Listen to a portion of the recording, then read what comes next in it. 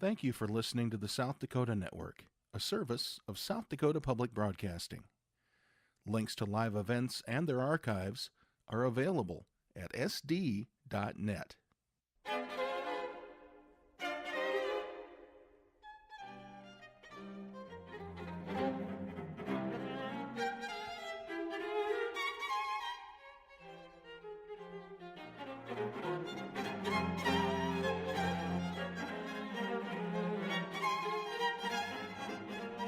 Meeting whenever Actually, yeah, the bells are ringing.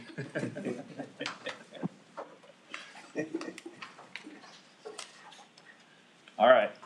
Good morning, everyone. I will call the meeting to order for the Thursday, March 26th, 2026 Transportation Commission meeting. Carrie, would you please call the roll? Chris Frick is not joining. Lynn Jensen. Here. Jeff Karam is not joining. Larry Nelson. Here. Don Roby. Here. Ron Rosenboom. Here. Rick Valerie. Here. Mike Valley. Here. Austin Simons. Here. You have a quorum. We have a quorum, thank you. At this time, we will consider conflicts of interest. Is there any that the commission would like to declare? Or any commissioners that would like to declare a conflict? If not, I will declare one. Bid item number 3. Commissioner Jensen will step in for me. I will recuse myself from bidding on that. I do have a blanket on that, I think. Yes, you do. Next on the agenda, approval of the February 26th, 2026 meeting minutes. If we could get a motion on that. We have one move. Second? Okay, we have a first and a second. Is there any questions? Changes, comments? If not, we have a motion for approval. Will you call the roll, please, Carrie? Jensen. Aye. Nelson. Aye. Roby. Aye. Rosenboom. Yeah, aye. Valerie. Aye. Valley. Aye. Simons. Aye. Motion carries. Next is the March 12th, 2026 meeting minutes. Can we get a motion for that? Jensen moves to approve. Jensen first. Second. Valerie Rosenbaum, second. Any questions, changes, comments? Hearing none, Carrie, would you call the roll, please? Jensen. Aye. Nelson. Aye. Roby. Aye. Rosenboom. Aye. Valerie. Aye. Valley. Aye. Simons. Aye. Motion carries. Next on the agenda, Carla Engel with legal counsel for consideration of hearing date for Lincoln County speed zone rule. Thank you, Mr. Chairman. Carla Engel with the DOT Legal Office. I am requesting today that the commission set a hearing date for amendments to Administrative Rule of South Dakota 70-01-02-44, which is a Lincoln County speed zone rule. Specifically, the department is seeking, commission approval to revise the speed limit on State Trunk Highway 115 from just south of its intersection with Veterans Parkway north to 85th Street in Sioux Falls. The commission may recall that there had been a hearing previously in October, I believe, to consider whether or not to reduce speed limits on Highway 115. And at that time, we discovered that the city of Sioux Falls had signed this section at a lower speed zone than what's set forth in the rule. The reason they had done that is because we have negotiated an agreement with them to take over certain segments of State Highway once we complete construction of South Veterans Parkway. We have not yet completed South Veterans Parkway, so they jumped the gun a little bit. And so we're asking the commission to consider a potential speed zone reduction at this location. And we'll talk more about this at the hearing, which I would ask that you set for next month, which would be April 23rd. Okay, recommendation is to set a hearing date at the next meeting for the Lincoln County Speed Zone Rule 70-01-02-44. Commission, get a motion. I'll make a motion to set that hearing. Okay, Roby first, Valley will second. Carrie, would you call the Got roll? questions. Okay, yeah, sorry, So the, should do that first. The date again so April 23rd is the hearing date? Yes, and that's the next regular Transportation So it Commission would be meeting. here then? Yes. Any other questions? Call the roll, please, Carrie. Jensen. Aye. Nelson. Aye. Roby. Aye. Rosenboom. Aye. Valerie. Aye. Sally. Aye. Simon. Aye, motion carries. Hearing is set. Thank you. Carla? Next on the agenda is a time that we set forth for public input. You may address the commission, please address the chair, and you will be recognized. Is there anybody on the phone that would like to address the commission? Mr. Chairman, I apologize. I gave you the wrong date. The Okay, next meeting is April 26th. Okay. Is the next meeting April 26th, Gary? well, Look at the April. calendar. oh no, that's the, What's it say on the bottom of the? that's Thursday, on the phone, Thursday, Thursday, April 9th. 9th is. Oh, I'm sorry. That's No, a- I gave you the it's a right tele- date. I apologize. Okay, this is the 23rd. Okay, anybody on the phone that would like to address the commission for public input? Right here. If not, in the room? What's that mean? Okay.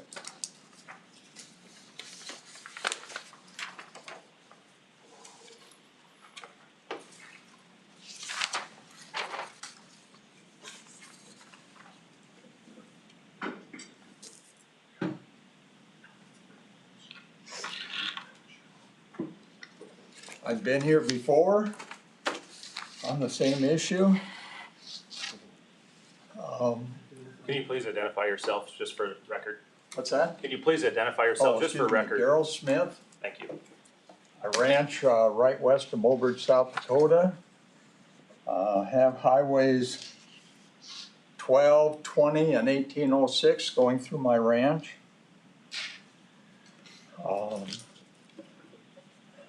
There's some repair work on 1806 that's going to be done, and in fact, Mobridge just called, said it might start on April 11th. There's also gonna be repair work on Highway 12 that's fairly significant. That's gonna be done whenever you have the finances, I think.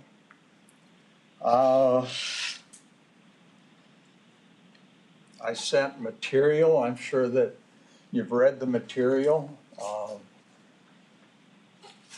I went to the Corson County with the problem, and the problem is you got an easement alongside the highway to repair the part of the highway. Highway has a steep slope, part of it's sliding, so they wanna put in some pipe, make the slope more gentle. Okay, so I gave an easement to do that. And they consider that easement means that they can take 18,000 cubic yards of dirt from me as part of that easement. I look at that as like you go into a store and you buy $10 worth of stuff, and you think that gives you the right to take $120 and walk out with it. Highway Department, of course, looks at that a little different. And I kind of wondered how in the world, what's complicated about this? What's the Highway Department thinking about? Well, it occurred to me, going to Highway 12, you get an easement, and now I understand you're taking deed to land, but say you're taking an easement to redo a road, you're gonna redo a road. There's no question about it. Everybody understands that. Okay, I didn't give you an easement to do a road. I gave you an easement to go on my property to fix a road.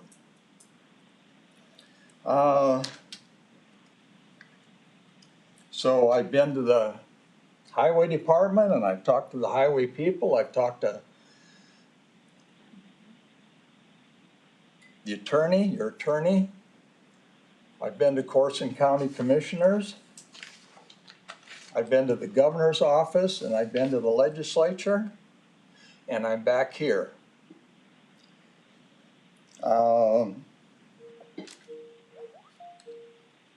How I look at this and how the highway looks at this are very, very different. If if you get an easement to build a road, we expect you to build a road. Everybody understands that. You didn't get an easement to build a road. I'll go to Highway 12 a little bit because I think that shows a contrast. Highway 12 on my property is probably the most dangerous piece of Highway 12 in the whole state.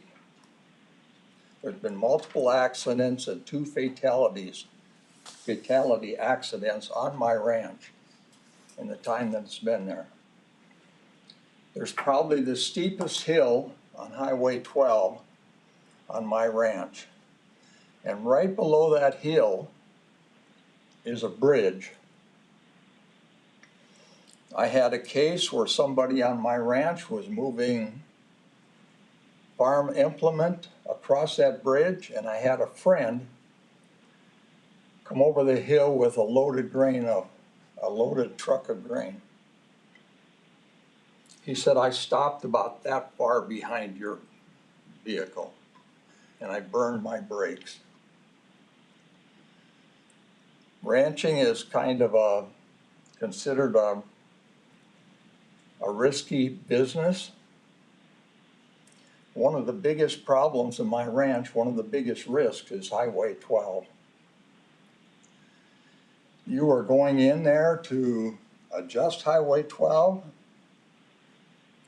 You're going to tear down that hill and supposedly make it so it's approved a 65-mile-an-hour speed limit. It's not approved for 65-mile-an-hour speed limit right now, but that's what the speed limit is. So that's a whole case in point. You're going to get an easement or probably a deed for that land. I'm not happy about deeds because everybody thinks what they're doing is permanent. But I have sections of the Yellowstone Trail and the old Highway 12 on my ranch. So I'm not sure how that's going to ever work if you have a deed. They're going to move Highway 12 a little bit. It's going to take more of my ranch. I'm assuming I'm going to get to use what they have previously used on the ranch. So Highway 12 has a couple problems. One is, at the end of the year, when you come up over that hill, if the sun is setting, the sun sets exactly on that center line. And I don't know what it has to do with moisture and temperature. There was a time I come up that hill and I turn left, coming from Mobridge. There was a time I came up that hill and I could not see. I had the visor down, I was putting my hand like this. I could not see what was ahead of me. I went ahead and made that turn. I thought, I hope anybody's coming, they can see I'm turning. They have no idea I have a problem coming from the west. Okay, once I made that turn and I'm still here, I thought I'll never do that again. I'll drive over the hill to a turnaround, turn around and come back and make that turn. If you're on Highway 12, you have that choice. If you're on the turnoff of the casino or 1806, you don't have that choice. So that's a severe problem with Highway 12 on that ranch. Another problem is the hill with the bridge down below it. Okay, if I'm driving farm equipment and I know there's a danger, I can get off to the shoulder of the road. And most of the time, if I'm on the shoulder of the road, cars can pass both ways. If I'm on that bridge, there's no option. Somebody comes over that hill, they've got to slam on their brakes. And it's a question of whether they'll get stopped or not. So they're going to redo the bridge. I've asked for the bridge to be done with a culvert, or with, it takes several culverts. Claymore Creek sometimes flows very rapid. So it would take several culverts. They don't want to use culverts because they say the ground is soft and they'll sink into the ground, and they're probably right. My argument would be,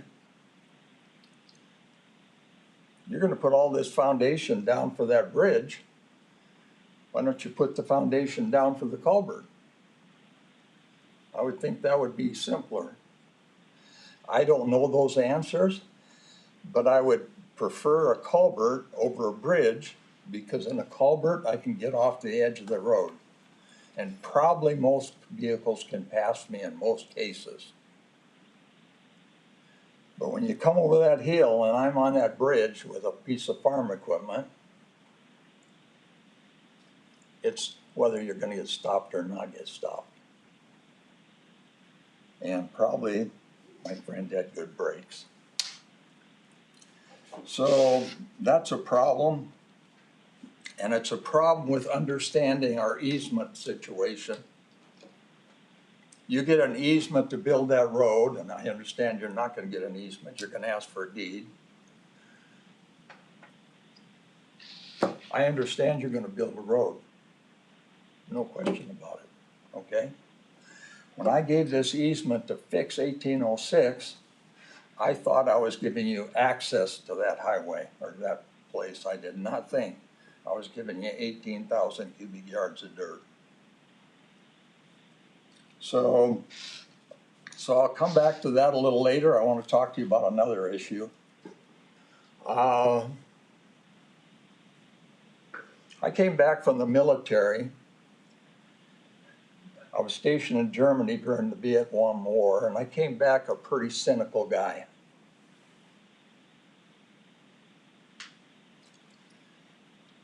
I came back to the reservation, and reservations aren't just what you think they should be, perhaps.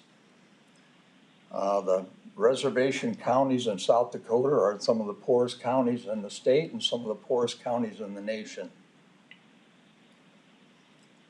I've been involved in an organization called Citizens Equal Rights Alliance and Citizens Equal Rights Foundation. I'm chairman of Citizens Equal Rights Foundation. We have filed over 30 amicus briefs with the Supreme Court over 40 years. Lately, we're seeing dramatic changes in federal Indian policy.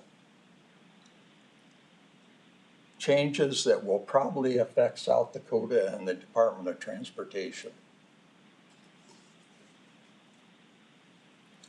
So most people aren't aware of what's going on. This whole thing with 1806 interrupted me because I was in a process of taking the Corps of Engineers to court, and who knows who else, maybe the BIA, over problems I have because I have Corps of Engineers land. But the gist of the process is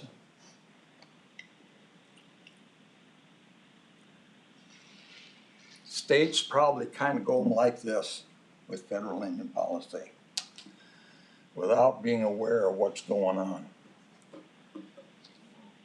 One of the things I'm going to probably talk about with Corps of Engineers land isn't just a case, it's a case with civil rights claims. I think we're at the place maybe where we can start doing civil rights claims against the federal government. Citizens Equal Rights Alliance believes in equality. The 14th Amendment says we're going to have equality. And there's very few people in this country who really believe in equality. And certainly federal Indian policy doesn't believe in it. And the Bureau of Indian Affairs doesn't believe in equality. If we had a Bureau of White Affairs and a federal white policy, probably somebody would think maybe there's something wrong with that. But we have all this other stuff that's gone on for years and years and years. We do it now because we did it like yesterday, and we did it yesterday because we did it the day before. We have probably a majority of people on the Supreme Court that actually believe in the Constitution. And so the equal protection of the law may well override some of our other issues. And the question I'd have for you, do you treat the tribes the same way you treat the counties? And if not, why not? So that's as much as I'll say about federal Indian policy. I'll go back to the 1806. I'm at a situation, if I don't get this straight through you, I've got to go home and say, well, I either lose $70,000 plus dollars because they're just going to take it, or I'm going to go to a court. And I don't know the answer to that yet, but what I do know is I'll go home and I'll start talking to some lawyers. So I guess this is my last shot at the administration solution to this whole thing. And we either get it solved or I go home and I make my decision. So is there any questions?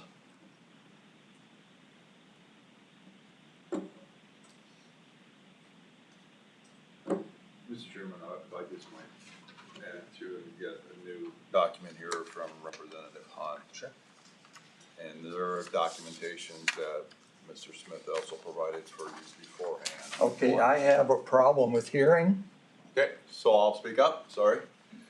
So as part of the documentation that you provided the commission, one was correspondence to Representative Hanson, Speaker of the House. One was from the county commission through Yep. Jake.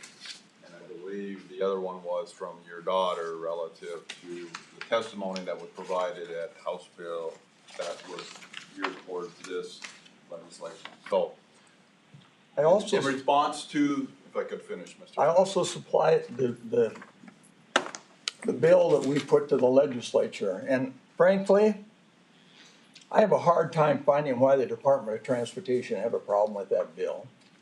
That's a whole nother issue. And I'll leave that just, I don't understand that, but I'll just leave that set for now. So my point was, is that my testimony, I believe, stands on its merits. The information that Amber provided physically does not go back far enough into the testimony where I specifically are talking about the contractor furnished borrow. So I would encourage the commission to go back and review the entire testimony. But that being said, the dispute I believe here is whether or not the department should compensate Mr. Smith for removing 18,000 yards of material of the slide and putting that material right back in at a slope that is stable to be able to keep that material in place and not to slide again. So with that, again, we're not here to debate the topic or the issue. I just wanted to inform the commission relative to the information that you provided that I believe we've been truthful, as well as my testimony stands on that aspect of it, that it was geared towards the contractor furnished borrow and not what you see here in the letter from Representative Hunt, that I misguided the House relative to it was towards the 18,000. So with that, Mr. Chairman, I would say I stopped by the Judiciary Department afterwards. I talked to 4 commissioners. All of them thought you were talking about the 18,000 cubic yards. well, if you specifically listen to the testimony, it's 19,000 cubic yards, which is what the contractor. The problem with the borrow is. 19,000 cubic yards, I don't have a contract for the 19,000 cubic yards. But that was the issue. And again, we're not here to So- debate the topic. So you pay for the 19,000 cubic yards, it's no guarantee it's going to me at all. So, and I don't know at this point in time whether it is or not, because they're gonna start April 11th and I don't have any contract with them. So what you think and what the commission thinks are 2 different things. So Any other questions? You just said what the commission thinks. What commission? Is that the commission? Is that the county commission? Is that some other commission? What commission are you I've talking gone about? to this commission, I've gone to the county, No, you just said. and I've gone to the judicial, committee in the House of Representatives. Okay, so you've been to the judiciary committee. Yeah, correct. Is that where the bill was And that's where testified? the bill was. And the commission you're talking about is the county commission? Well, the county commission did the letter that you have, okay? The bill you have, my daughter's testimony you have, and I just gave you a letter from one of the judiciary committee members. And I stopped there and talked to 4 of them, and they all thought the same thing. So, Are you referring to the Judiciary Committee? at the House, correct. you. Not us as a commission. Correct. Okay. All right. Thank you. Yeah, thank you. Anybody else on public input? Hearing none, we will move on to the secretary's report. Well, good morning. I've got a short report for you this morning. Start always with the federal side, and what we're hearing out of DC is that Congress is significantly working on the new surface transportation bill, both in the House and the Senate. And we were informed that the T&I was going to have their bill out here in March, but that's been delayed, and we're hoping that that will be in April. So they are anticipated to have their bill out before the Senate EPW, and that's very important for us to see what that language will look like, because the key for us is not only what new programs they may have, as well as maintaining the existing ones, but also how much money they're looking at funding, you know, the DOTs, the federal program and all that. Why that's important for us is to understand what we might be looking at for funding for our STIP.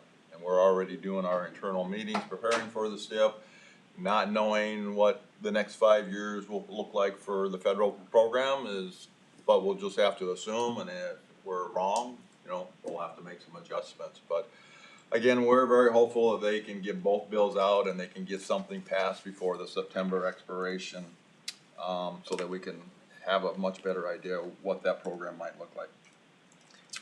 Just a quick question. That's a 5-year bill, right? That's what we're hearing they're proposing is a 5-year bill. 5-year bill, okay.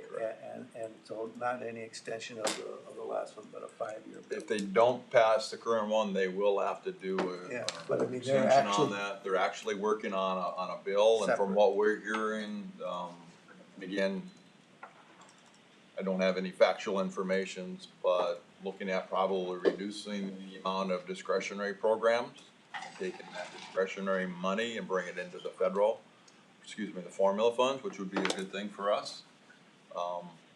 But until you see the actual language, we're just speculating at this point in time.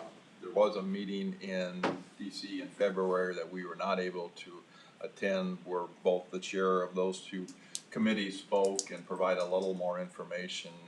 And the dollar value that they threw out was very similar to the current IJA bill, about $550 billion, which is, you know, if we're gonna get the same amount of money, that's not gonna be good. But again, if you look at it, they're gonna take some of those discretionary funds and bring them into the formula funds, that would help overall with that. So hopefully that answers your question. Sorry, I don't have better news for you. On the state side, the legislators did approve a budget for us for 2027. But instead of improving the governor's recommended budget, they did reduce our budget authority, and specifically in the construction funding line item. As you know, the budget authority is needed for us to be able to administer our highway, bridge, and airport improvement projects. What they did is they reduced our budget authority in the line item for that specific construction line item by $20 million. They also reduced our railroad budget line item for construction by $10 million. We asked for little over 40 million, and they budgeted 30 million for us. So the key on all of this will be what we have out for projects, what we need from an expenditure standpoint, and what our contractor schedule is relative to all of that. So if it turns out that we do not have enough budget authority to do our work in those two areas, we will have to go request additional budget authority, but that won't happen until next legislative session. Overall, our approved budget for 27, our authority is $729,000 in general funds, and so we are very, very few dollars in the general. $863.5 million in federal funds, and that includes railroad and airports that go through us. And then $406.5 million in other funds authority, giving us $1.271 billion budget for 2027, which again is down the amount that I talked about. So again, we'll see where we're at come this fall and what that looks like from what we've got out for projects. Winter maintenance, as you know, it's been a mild winter so far, and which is good at least for what we spend on winter maintenance. We're down about $15 million from a typical, I believe that's actually looking at last year, which was a mild winter too. So that's helping us on the expenditure side of the equation, but our revenues are also down about $12 million. So as we continue to see where those revenues come in and again, looking at what we're projecting for expenditures, we're having to take all of that stuff into consideration to make informed decisions overall. Just quickly, what makes up the revenues again? So the two main things for revenue is the state gas tax, which is 28 cents a gallon, which is a flat rate. It's not inflationary. And then the other one is excise tax when you purchase a vehicle. There's 4% that is you are charged, and that goes. Both of those goes into the state highway fund. There's a few other miscellaneous things, but overall, those are our two major ones. Mr. Valley? Question on reducing the authority, budget authority for construction. Can you give me, what was the discussion on that? We do not take any general funds. How much did you say we get, 729,000? And they reduced our authority by 30 million From what our request was. from what our request was. 20 million for sure for what it was budgeted last year. So what is they don't want it, they wanna cut construction on our roads, and, cause that's part of the maintenance. The construction is part of the maintenance. That's in the same bucket, right? If I'm gonna redo a road, and put it back into better shape, that's construction, am I correct? Correct. Or is that Correct. called maintenance? I'm wondering why are they cutting this back? I'm just trying to get a. Great question, and there was actually conversations between us, BFM, and the Appropriations Committee relative to the budget amounts, and as the legislators were looking at this, they were looking at what we did not, our unobligated amount that we, in essence, reverted for budget authority from last year, and in essence said you did not expend all of what you were budgeted, and therefore we want to reduce that authority by that $20 million.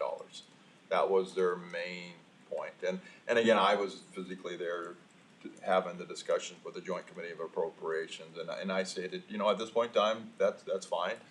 But if we turn out that we need that budget authority, we're gonna have to come back and look at an amendment. Look at it. Mr. Chair. Okay. So when we, in the step, during the year, we make changes, we take and move it from one year to the next. Well, we may have to do that then to make this $20 million authority cut?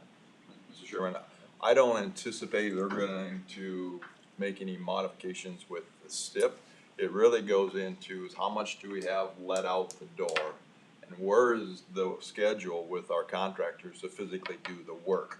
That's the key, and if we're anticipating that we're needing to go over that budget authority, it's a matter of going back to them, like for the railroad side, because it has to be approved by them to change that, and we would do that with the prior year bill amendment, as you know, to handle that, to make sure that that sets in. So, in my mind, this is not a modification, changes to the STIP. It's monitoring what we have, looking at what our budget authority is, and then making a request next year if we're gonna be going over that. So it's unutilized, that was the key thing here, was unutilized budget authority that we did not expend. That was the main point of what they were trying to do, as well as looking at the FTE side of the equation. And we did not have any unutilized FTE allocation last year. In fact, we requested and received an additional 11 FTEs based on where we were at, and they approved that. Hopefully that answers your question. Nope. Okay. I wanted to briefly talk about 3 bills that we had discussed in past commission meetings. House Bill 1227, and all of these have been signed by the governor. House Bill 1227 was a bill that Senator Weems brought that would change the registration fee for plug-in electric vehicles, not hybrids, but plug-in electric vehicles. Currently, it is $50, and her bill proposed to enhance that or increase that to $100 per vehicle. That bill did pass. It was signed by the governor.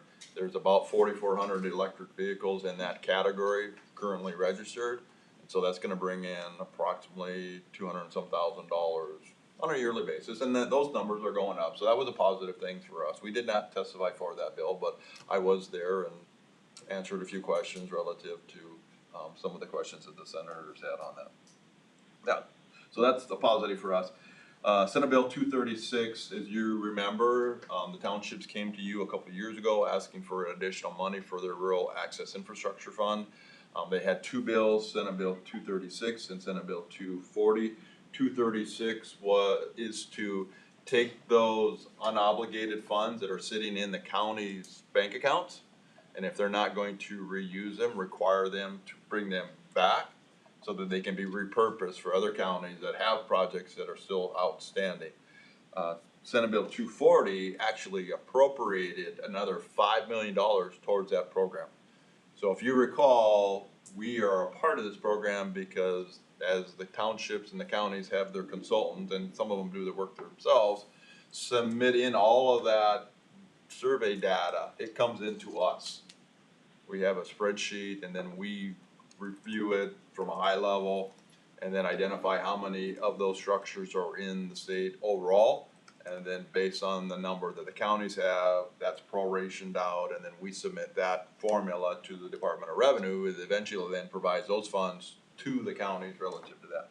So that $5 million is now going to be available. In fact, there was an emergency clause on the bill, so as soon as the governor signed it, it was enacted. So they'll have to submit in their survey data to us. There's a process, there's deadlines and everything else that goes with that. And they will have up to June 30th of 2031 now to expend these new dollars with that. So, Mr. Miller. One quick question. In the testimony of gathering the monies that's not been spent and repurposing that, was there amount given of how much that is? Mr. Chairman, I did not listen to the testimony, so I don't know if they actually have that number out there. I don't know if anybody in the room, nope. Okay, thank you. I don't think it's a significant amount of money, but it is still money, and if they didn't spend it within that time frame, the money was going to be reverted, and they were going to lose it overall. Well, they sure didn't want that to happen. That's the end of my report, Mr. Chairman. Thank you. Next on the agenda is Craig Smith, construction change orders. Is Craig on the All line? right, good morning, Mr. Chairman, Morning. members of the commission, Craig, Director of Operations. Attachment number 4, I have just the one item, the informational construction change order report. There are 8 CCOs that were an increase or a decrease of $100,000 or more.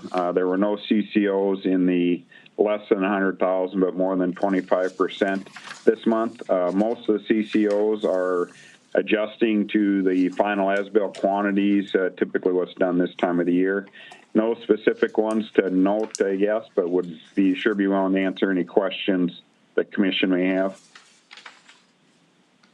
Any of the commissioners have any questions?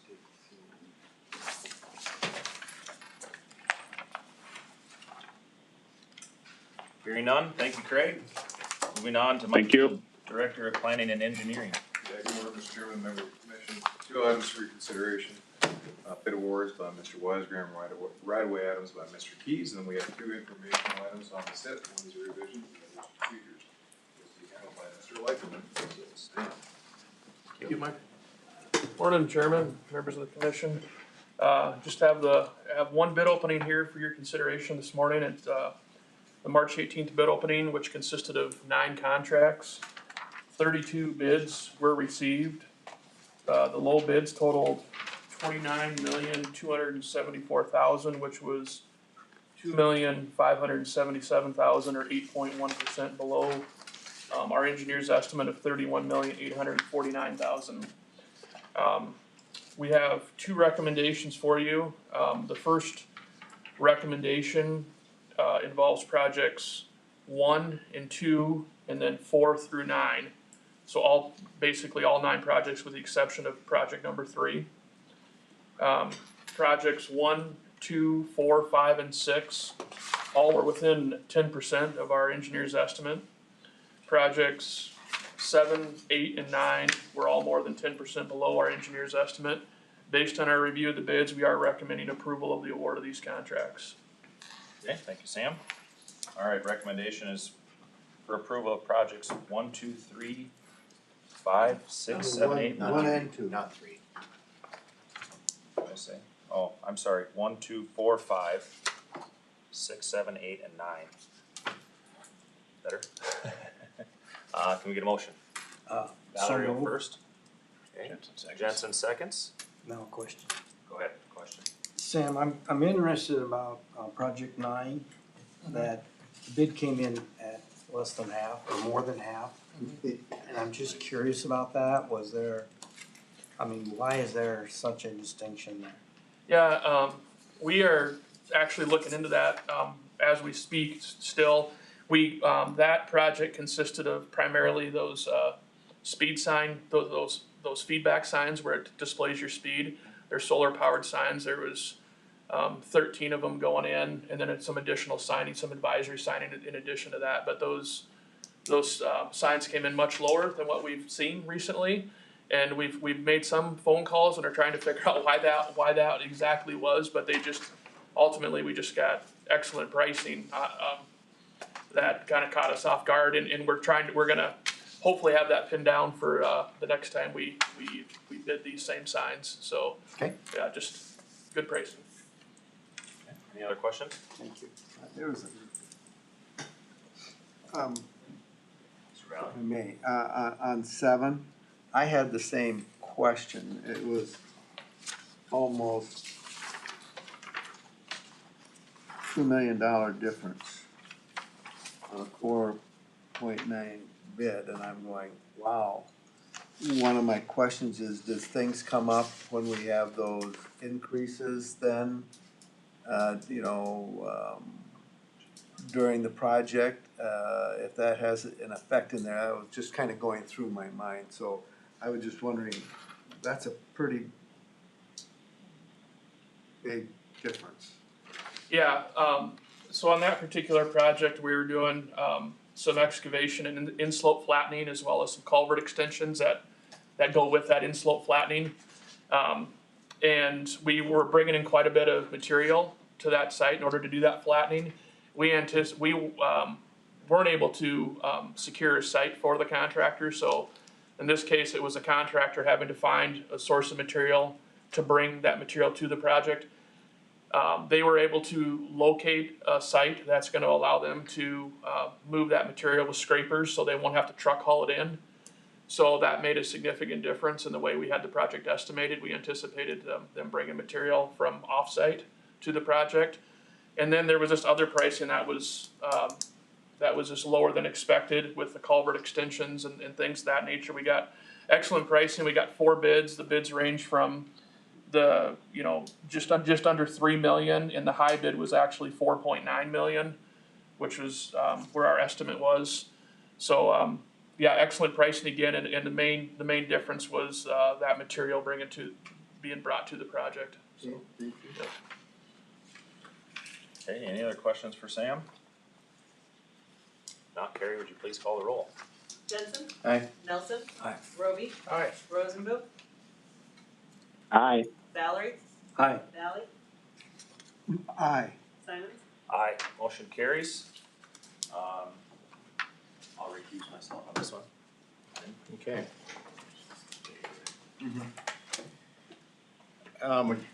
Need a motion, or go ahead, Sam. Go ahead with the recommendation, okay.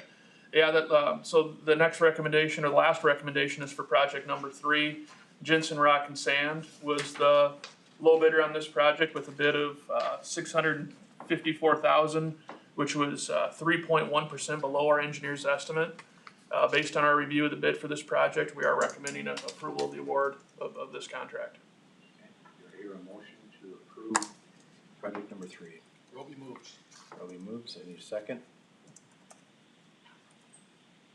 Nelson second. Rosenbaum, Nelson- second. Nelson seconds. Any questions, discussion? If not, Carrie, will you call the roll? Nelson?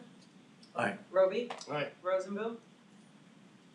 Aye. Valerie? Aye. Valley? Aye. Jensen? Aye. Motion carries. Thank you. Thanks, Sam. Thanks. Mr. Keys, right away items. Yes, good morning, Mr. Chairman and Commissioners. John Keys, right-of-way office. For right-of-way items, this is attachment number 6 in your packet, and I have 2 items this morning for your consideration. For the first item, this is a request of the commission to approve abandonment of property that was previously acquired as highway right-of-way. The parcel in question that we're proposing abandonment for, this is located at the intersection of South Dakota 34 and South Dakota 47 in Hyde County. I think this area, this intersection is otherwise known as Max Corner, if that's familiar to you. We do have an abandonment plat within the packet, and the property is legally described within the agenda as Lot A. Lot A, as shown on the abandonment plat, is 2.7 acres. And we're of course proposing abandonment because it's been determined that this is no longer needed by the department for highway purposes. The right-of-way was originally acquired in 1942. As you can see by the aerial image, this right-of-way had previously allowed for more of an angled intersection at 34 and 47. And as it is today, that intersection is more of a T intersection. For Lot A, again, proposed for abandonment, DOT does not own the fee interest, which is why we're proposing abandonment for this, so. The fact that it's been determined that it's no longer needed for highway purposes, abandonment is the method in which we would dispose of this. With that, the recommendation and request, for the commission's consideration is approval to abandon Lot A as fully described within the agenda for item number 1. Okay. Can I get a motion? Jensen moves. Jensen will first, Second? Roby will second. Discussion, questions? Commissioner Jensen? Since it's abandoned, and it's sitting on 2 separate sections of property according to the map, who will it go to? So the process in which we would file the resolution, if it was so approved that we'd be abandoning this, we would file the abandonment plat. Hyde County would then determine the reversionary rights and assign the ownership of the property. Commissioner Valley? So it looks like they made a smaller, throughput on the road between 47 and 34 there, rather than a much larger sweeping one. Is that what I'm seeing there? Yeah, so again, this was acquired in 1942. Maybe Joel can speak to what was constructed back then, but I don't. You're gonna get me fired. He's not here. So that's my assumption though, that previously that was what was there, but I guess I don't have any way to verify that, but you're correct. As it is constructed today, it's a much narrower curve there. Okay, I mean, there's not been any problem that we know of by doing it with the smaller ones rather than the larger one. We haven't had accidents or anything like that anybody came up with and said, no, we shouldn't do this. I guess I can't speak to the history of that, if there's, what the accident history is there, but, I think this is fairly common, in which in the past there was a wider curve and we tend to go away from those. Okay. Yeah, Mr. Chairman, and again, I didn't start with the department until '85. Anyway, thanks, John. We found that those very large sweeping curves are less safe than if you can try to keep everything at the intersection so that you know something that's coming, as opposed to a half mile down the road and it sneaks up on you. Especially for those people that might end it up.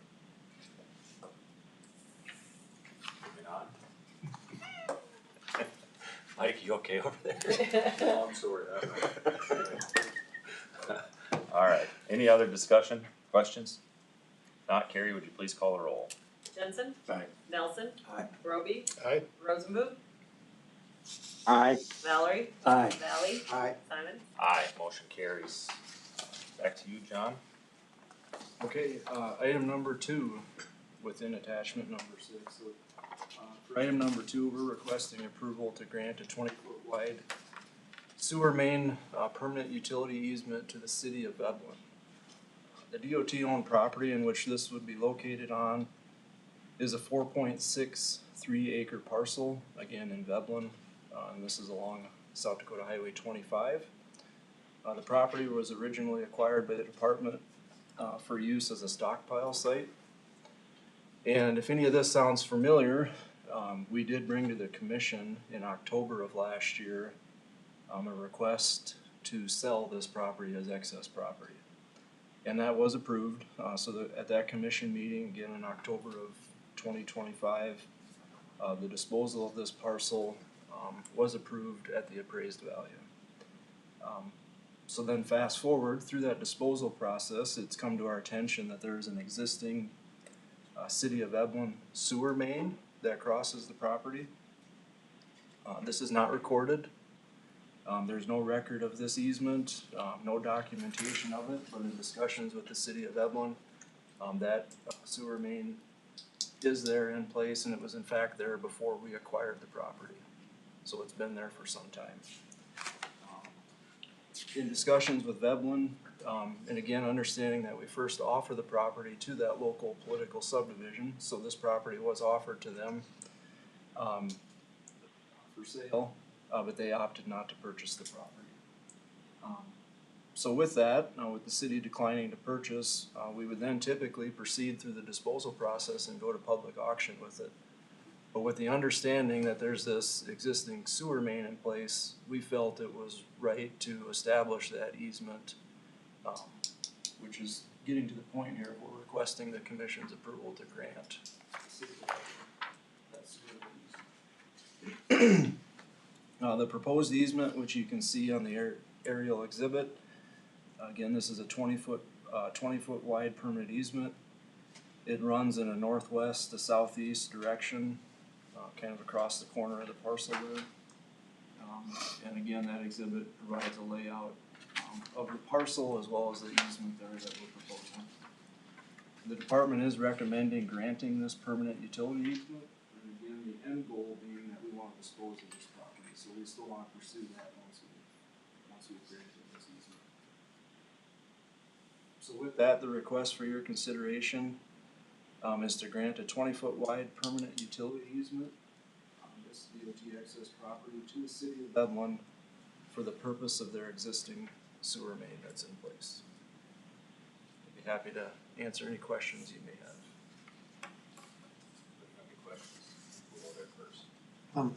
Why did, maybe I missed it because I was writing some comments down. Why did we own this piece of land? This was acquired at the time for the purpose of a stockpile, to use it for a stockpile site. Stockpile, okay, all right, we don't need that, okay? I'm just curious, I understand the 20 foot, that's the width, but what's the length? I see how it's kind of cutting across an angle there, but. Right, I guess I don't have a length for you Okay. on that. Do you know, is that gonna be included in language? When we have the easement drafted, we would have that identified. Okay. I'm just kinda, I guess my mind's kinda going to the, we did an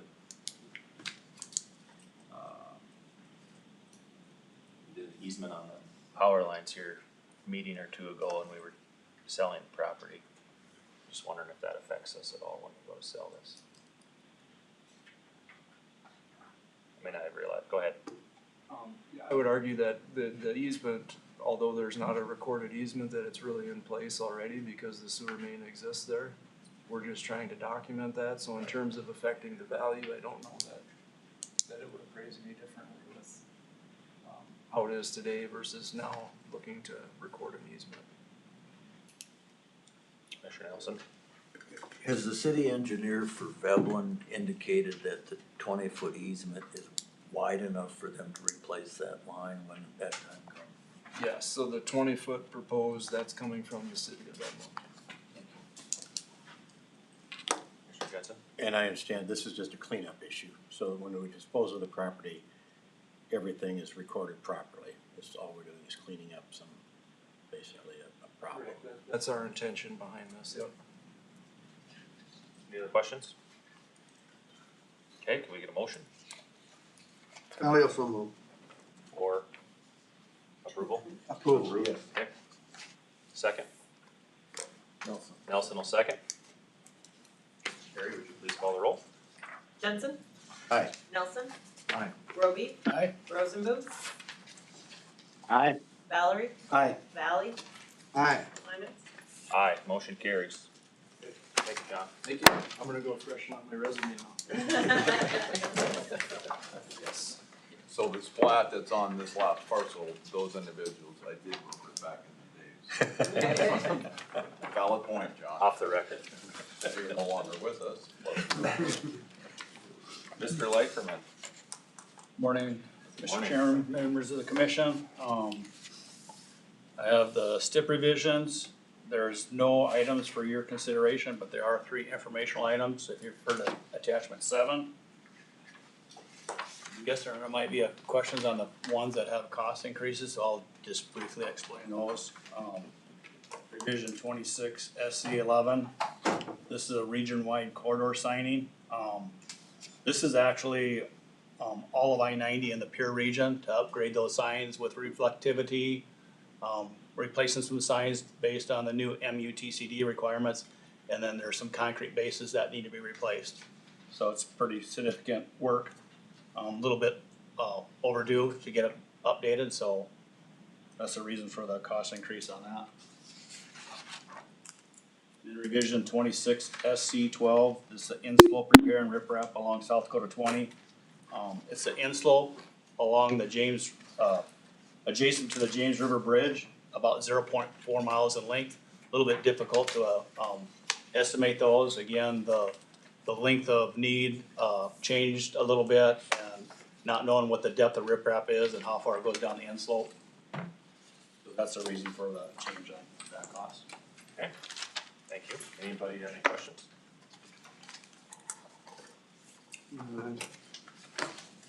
No? $1 million into one of those signs. pretty cheap versus the cost to replace the bridge. Yeah. No, A lot of it is the roadway being, the riprap along the roadway is 0.4 miles, so there's water up along the road. He's talking on on 11? That would be 2 Yeah. million for the sign. Yeah. 25,000 a mile. For your delineators. Oh, well, it's all the signs, yeah. Yeah, including down to delineators. Depends on reflectivity on them and stuff. I guess I don't know for sure on that, but Go ahead. Just as, how do you have some kind of gauge that tests the reflectivity of it? How do you know? I mean, you put up something to it and it tells you that a percent of reflectivity or something, how does that work? Just out of curiosity, because I've had somebody ask me about that. They saw people out cleaning them and says, geez, had 2 guys in I mean, it was, they were complaining, professional complainers, But how do they tell that?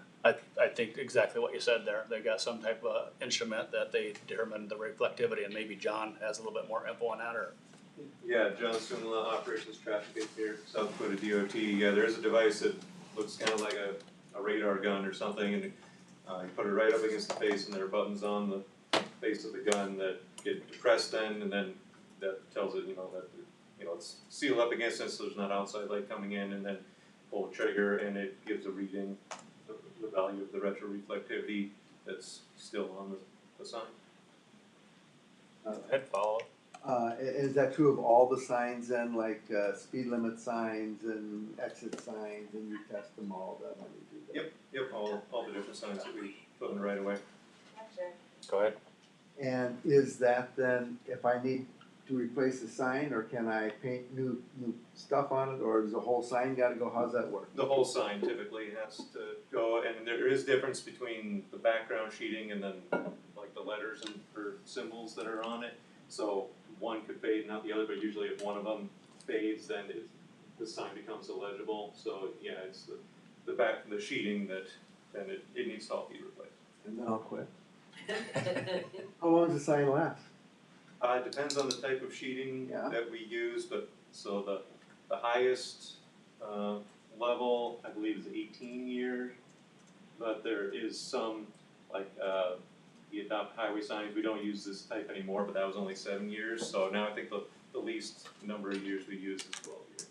Okay, 12, 18. Okay, thank you. That's really dependent upon which side they're facing. If they're facing the The south sun. or the north, that's a Yeah. big difference as far as the ultraviolet. Okay, thank you, Mr. Leiferman. We need to take a quick break for you guys to set up for the last item here. I think I'm good, but. How are the commission? Anybody need a break? What was the idea? 3 hours and 15 minutes. I'd anticipate better part of 20 minutes to 30 minutes by the time questions, things of that nature. So if you'll want Well, what the heavens? We'll be back in 5, 10:07. Go ahead. The mics are still live, so if you're talking, that's the reason.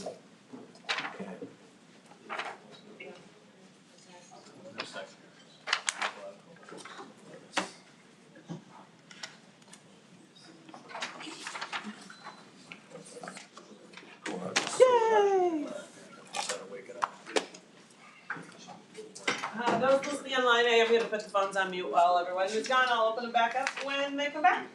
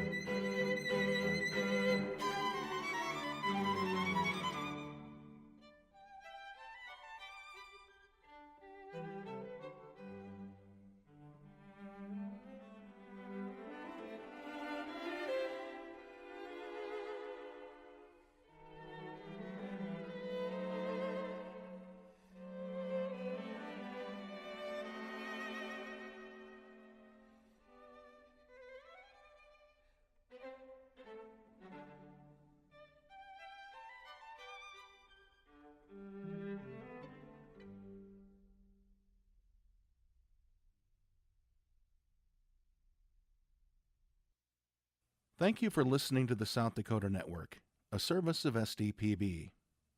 Follow us on Twitter at SDNet for announcements about what's coming up.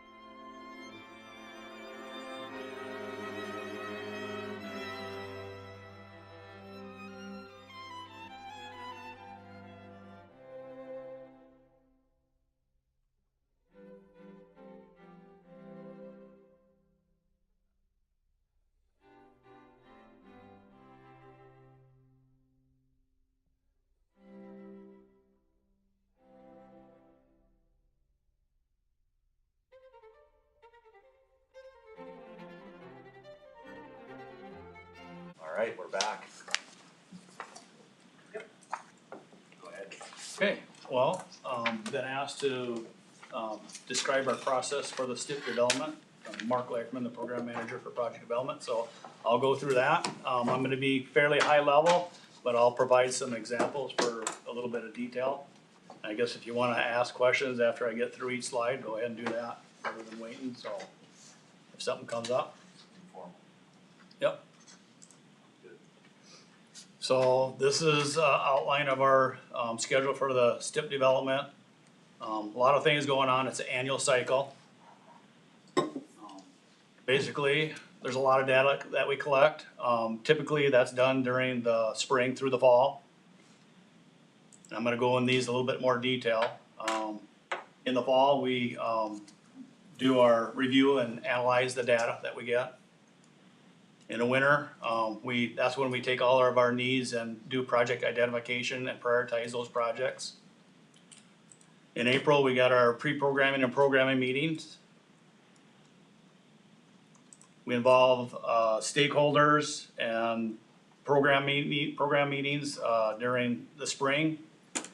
And then the summer is when we come to you for our STIP to get approval with intent that it's approved by October 1 for the next STIP. So first of all, I'll go through the data collection. Just as a reminder, safety, condition, and capacity are the foundation of our transportation system. So any project in the STIP would at least mitigate one of those needs.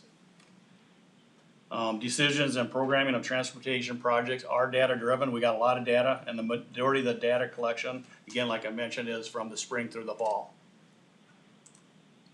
And I didn't want to do that one yet, but.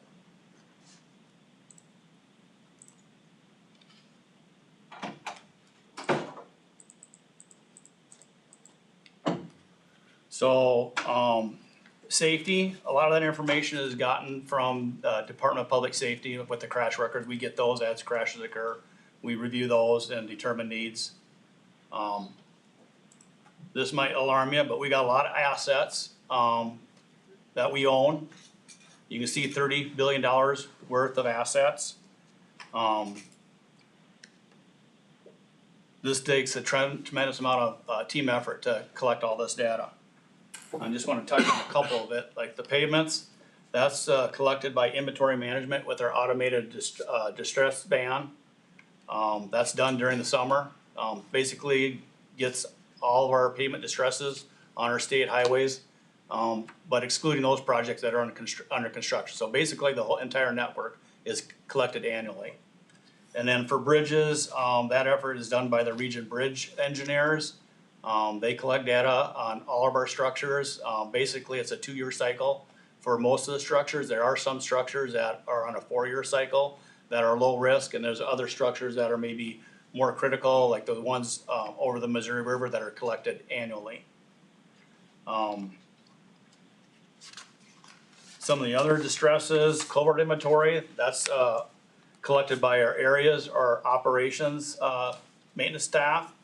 There's an inventory on all of our culverts across the state. And then want to touch on another asset is our interns. They collect information on guardrail data during the summers. So what's the condition of the guardrail, the posts, and that type of stuff. I want to bring up one project that we have proposed in the tentative step. It'll be an inventory of all of our luminaire poles across the state. And we got a plan to do the Pure region in 27, the Rapid City region in 28, and then the next 2 regions. So again, those are going to be consulted out to do that inventory. Again, there's a lot of effort and time spent on collecting the data. Again, data helps drive our decisions. And then the last one is capacity. There's automatic traffic counters that are in the pavements that collect data. We got the tubes that are placed during the summer, and then we do specific traffic monitoring, either with cameras or folks at intersection to determine what traffic counts are. So those, again, with that information, we determine any type of needs to help improve capacity. So once we get all that data collected, we get to the fall. This is the time where we analyze that data. And for example, for pavements, so we got a pavement management system. The pavement management system will identify certain treatment types based on the condition of that pavement. Some of those treatment types may be pavement preservation, either chip seals or joint spall repair. It could also mill and resurfacing type projects, and it could go to reconstruction depending on the condition of the surface, the subgrade, and all other types of assets. Another example is the bridge management system. That works similar to the pavement management system, where it takes that data and based on the condition of the bridges, it'll recommend treatment types on those bridges. And the idea there is to preserve our assets before we have to replace them. And then there's all other types of needs that we collect data on, that or data that we collect, that we prepare a list of needs, again, to help address safety, condition, and capacity. So again, that's done during the fall. We move to the winter, and based on those needs, that's where we take needs and develop proposed transportation projects. For example, the pavement management system might have recommended a mill and overlay for a certain fiscal year.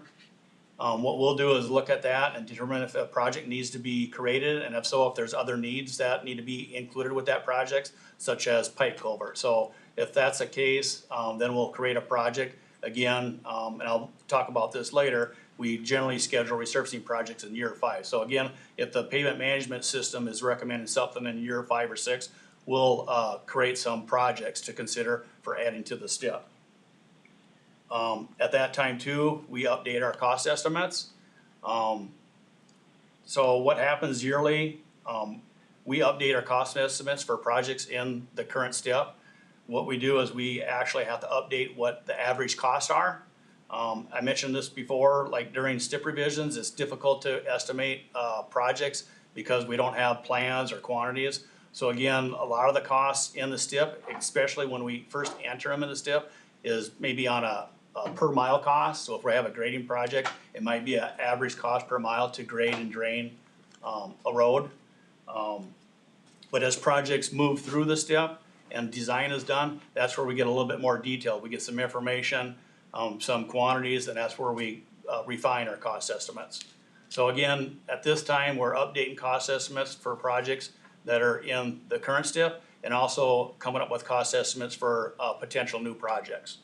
And then again, we prioritize projects based on condition, capacity, and safety. So that helps to determine what projects that we would end up programming. So then, with all that information, we got our STIP coordinator and his assistant. They go through and start the development of the tentative STIP. So this year's tentative STIP is going to be 27 through 2030. However, we have, and those projects are in the first 4 years, which is called the construction STIP. And then we also have projects planned out through years 5 through 8, and those are in the developmental STIP. So some of the things that we do is depending on maybe what the scope is or progress in design. There might be projects in the current STIP that we have to either update the location, work description. Again, we're updating all the cost estimates, and potentially we might have a change in fiscal years based on the current status. Then again, with these new projects that we identify needs on, we look at, and we're not doing that yet. We wait for we have the pre-program and program meeting, but those are projects that we identify for possible programming. Again, we typically add resurfacing projects in year 5 and then grading and bridge replacement projects in year 8. And the reason for that is so we can get a scope, determine exactly what we need to do, a survey, and then start design. So once we get far enough along with those, then they enter the first 4 years. So we want to have a better idea before they're actually in the construction step. So in order to determine what we can program, we gotta determine what our available funds are. Joel talked a little bit about the highway bill that expires in 2026. You can see down below, there is a thought that we won't have, or our desire is that we wouldn't have discretionary grants that would be included in the formula funds. So again, this is our best guess on what our formula funds are gonna be for fiscal years 27 through 30. With any project that has formula funds, we have to do a match. Basically, it's about a 10% match on interstate, around 18 to 20% on non-interstate projects. We have local projects that are in our STIP. They either have, they're either 100% local funded or they provide a match. And then there's 100% state costs, and those include PE, right-of-way utilities, and some of the smaller projects. And you can see that it's about 71 million. PE. Preliminary engineering, sorry. Oh. Yep. Again, we know that we've have some previously awarded CDS, Congressional Directed Spending. That's noted in there. Previously awarded grants, we have those per fiscal year, and we are anticipating, hopeful that we'll get a grant for the Platte Winter Bridge. In event we don't get that in 2026, we're looking at 2027 for that project. So again, you can see the total amounts down there. They average just over 800 million for the next 8 years. So roughly $8 billion worth of projects in the next 8 years. Where are your revenue numbers in there? We do get revenues. And my point in asking Joel that question earlier is you made the point, and that's that the gas tax not pegged to inflation or anything. It's a set amount, so if costs go way up, that's a set amount per gallon. But you don't have the revenue numbers in here? They're not here. The Division of Finance has those numbers, and we look at those numbers. So we look and see where we're at with our state cash. We're also looking where we're at with federal funds on how much we've advanced constructed. So again, we gotta balance both of those. It's a little bit difficult when you get bids and they're high. We've been getting good bids now, so it helps out. But again, that's one reason why we go through the STIP every year, so we can move projects around to balance what our available budget is. So if I could add to that, we look at what we have for revenues in the bank on a weekly basis. We get a report, I get a report, we all get reports, and we look at that, and then based on that, we make determinations of what we're physically spending, whether that, how many projects we're gonna let out for the next X amount of months, or looking at our equipment, our buildings, or whatever else. So that revenue piece is very important and critical, but it's knowing what we've got in the program and what we're planning on letting, and if we need to adjust that, again, these are what we're gonna program. Lots of factors happen, especially from a project standpoint. Do we get the right of way? Do we get all these other things to determine whether or not we're gonna physically let the project? And it also goes into how much money do we have in the bank, and are we gonna be able to pay our bills with what we put out there from a bid standpoint? So it's definitely not quite as simple as what Mark has here, and internally, we do a lot to ensure that we're spending our money wisely, as well as we've got the money in the bank to pay our contractors. So I'm gonna add to that, so like fiscal year 27, we're anticipating $980 million of funding. We program somewhat over that, but we gotta monitor it. If costs go up, then again, we do this cycle every year, so some projects, either based on current status or just from a funding perspective, some projects might have to move to the next fiscal year when we do this again next year. But then again, now if bids are low, we wanna make sure we have enough projects there, because it's difficult from a resource standpoint to advance projects. So again, we wanna have a little bit of buffer there to make sure we have enough work to let projects so we can obligate all of our federal funds. So my question is, you're specifically not including the state revenue funds in here, but they're taken into consideration. They're not part of that 983. That's, Mr. Chairman, if I could, the state revenue funds are in there, that's under line number 2, state match, and then also PE right away. So it is in there. Yeah, Okay. we've got that in there, Good. yep. so for year 27, it'd be 180 million, roughly. That's what we think we're gonna have for 100% state fund, or for state funds. So it doesn't say excise tax, it doesn't say gas tax, but it's in there. Is there an amount you can, I mean, do you have to spend all your federal funds in that fiscal year? Or can you roll a certain amount, or how does? That's our goal. So, the federal funds is an apportionment. We get about 90% of that. And then come August, there's an August redistribution. So for states that don't use their funds, then we get some August redistribution, yeah. So, Pretty sure, but. Yep, just to clarify, that's not additional money we receive, it's additional budget authority, which then, in essence, is forwarded. So we're spending that budget authority that we would've got next year. I know that's complicated, but it's not additional money that we get, it's additional budget authority that we, and we're kinda sealing from the next following year, upcoming. Yeah, exactly, pay forward. If I'm not mistaken, we wanna make sure we use that because we don't wanna be one of those folks that donates into that bucket. We wanna take out of that bucket that everybody has leftover money, is that? yeah. Yeah. So there is a report and there's tables and it tells us how much money we get in NHPP or STBG. And then again, in that report, it'll tell you, so right now we're in fiscal year 26, it'll tell you if there's possible lapse funds in 26, 27, or 28. So it gives us an idea. So again, if we have something that might lapse in 2026, we make sure that we can obligate those funds. So there's many staff that oversee that just to make sure that doesn't happen.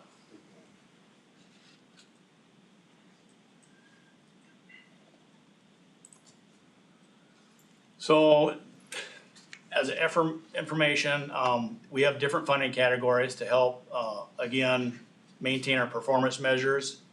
You can see that there's more funding that we target for interstate maintenance compared to maybe state secondary because there's more vehicle miles traveled on the interstate than state secondary.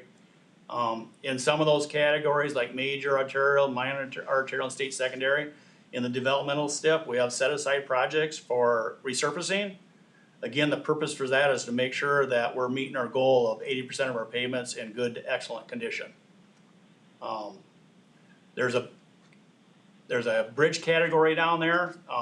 Even with some of these other categories, like if you have a project on the major arterials and you're reconstructing a project, it may include bridges, but we have a separate category just for bridges. Again, they're predicting future condition based on current funding levels, we have that category there to make sure that we are preserving our bridges and are replacing them, just to keep that, bridge condition level in 95% fair and good.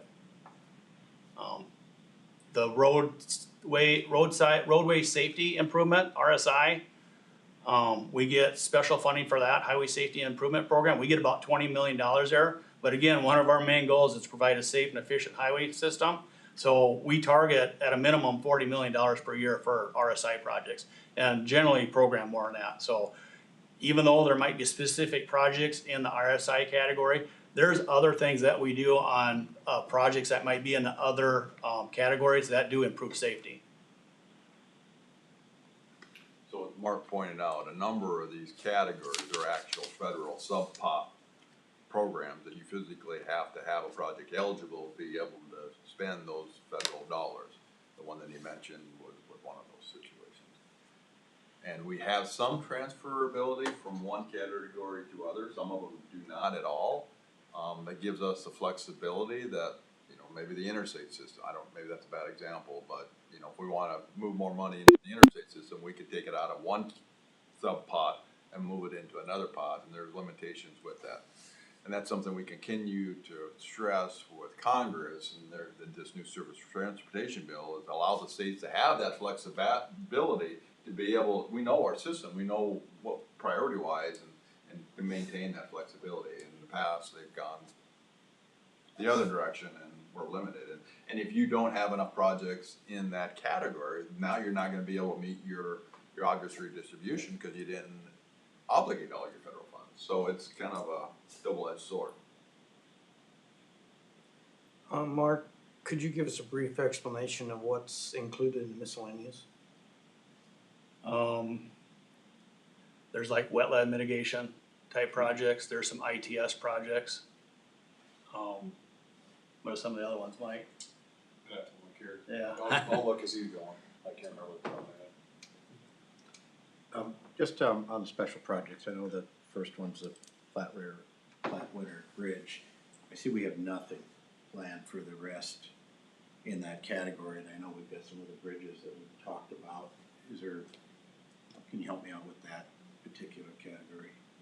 So, again, I believe that's where the Flatwinter Bridge is at. It may include some projects that have, again, grant money on it. But, so, again, we didn't wanna take all of the funding from the bridge category, so that's why we moved that to that category. But when we look at our other bridges, Yeah. these major bridges that are gonna require, we just don't include them at all in the STIP then? No, they are in the STIP, so you bring up a good point. We got the bridge on Forest City, that's probably in, again, this is the available funding. I got to see what we have programmed, but we probably have that in the major arterials, is where we have it. And So at this point in time, we have no special money for Yeah. those bridges. Yeah. And But we've so- got them in the bridge category then? Yes. Yeah. Okay. And some of those are 8 years or more out, so they're not actually in the numbers that you. That's what I was wondering if they're about. Okay, thank you. anything else on funding? Okay, so now that we have updated all of our existing projects and have proposed projects, during April, coming up here next week, we got our pre-programming meeting, so that kind of sets the stage. So in the developmental step, all the projects that are in the current step, we have updated work description, locations, cost, maybe change of fiscal years. At this pre-programming, that's the time where we consider adding new projects in the 5th year for resurfacing. 8th year for reconstruction, again, is dependent on available funding, the new cost, so we're moving project around based on schedules, based on what we have available for funding. Again, that's to set the stage for the program meeting, where we get input from our region, area staff, division directors, Secretary John. At that meeting, we go through and we do a little bit more. We try to look at, again, balancing projects program for funding. We also look at maybe work types that we have programmed and make sure we have a good average of different type of work for different fiscal years. And again, that's, to help out with workload, both from a contractor standpoint and a staffing level. So once we get the tentative step, somewhat finalized, that's when we start getting the public involved or stakeholders. In May and June, we have, tip meetings with, 2 MPOs, Sioux Falls and Rapid City, and we have a tribal meeting. We also, go on site, there's 6 planning and developmental district meetings, we go on site, middle of June to go through our tentative step. And then the goal is to bring the tentative step to the commission at the June commission meeting with the hopes that you'll approve it to be, made available to the public. So assuming we get approval to make it available to the public, we put that on our DOT website, the tentative step. We have a tentative step map. We have a list of projects by county. We have a time schedule for where we want to be from the tentative step to approval of step. And thus, we also advertise our 2 virtual meetings in the middle of July. Again, we weren't seeing a lot of attendance in person, so we went virtual a couple of years ago. And we hold those on different days, different times, and we have seen a little bit more engagement with the virtual meetings. So our plan again is to have the virtual meeting on the website where they can go in there and look at information. But again, we'll have 2 webinars to get public input. And then we also allow written comments to be provided near the end of July or early August.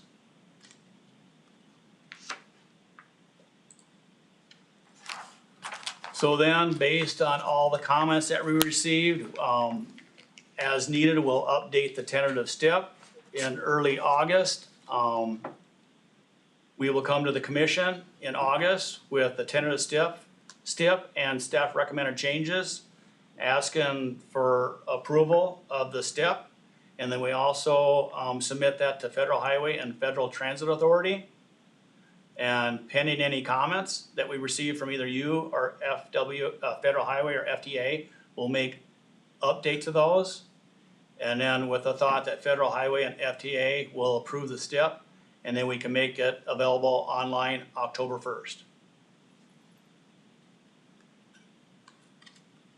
So assuming that goes well, we'll add the approved step, again, 2027 through 30 on our DOT website. We have this interactive step map.